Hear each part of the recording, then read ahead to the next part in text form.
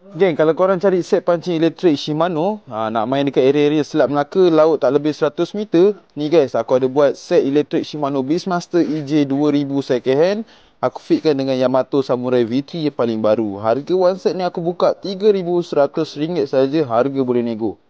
Untuk mileage mesin guys, baru 8 km bersamaan 2 kali trip saja.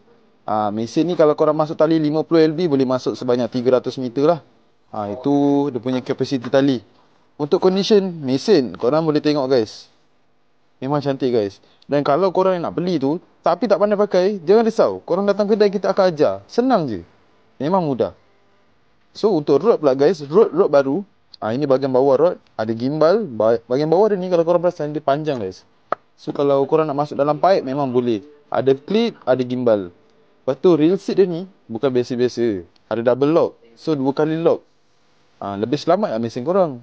Lepas tu EVA dia ni ada apa? Ada grip lah, senang lah korang pegang. Lepas tu rod ni 2 section, nak bawa pergi mana-mana pun senang. Panjang 7 kaki, 2 piece. Sinker ataupun pemberat yang sesuai untuk korang pakai rod ni 500 gram hingga 1.5 kg. Itulah dia punya spec rod. So harga one set ni untuk set Beastmaster EJ 2000 dengan Yamato Samurai V3 RM3,100 sahaja. Harga boleh nego. Jadi kalau korang berminat nak beli, korang boleh PM kita orang pada nombor yang tertera ataupun datang je terus kedai kita orang, alamat dekat atas. Yang penting korang screenshot ni dulu lah. Kalau korang tak sempat screenshot, korang boleh pause dan screenshot. Alright. So macam biasa guys, apa-apa korang PM sahaja. Dan kami juga menerima track and race dan road. Sekian, terima kasih.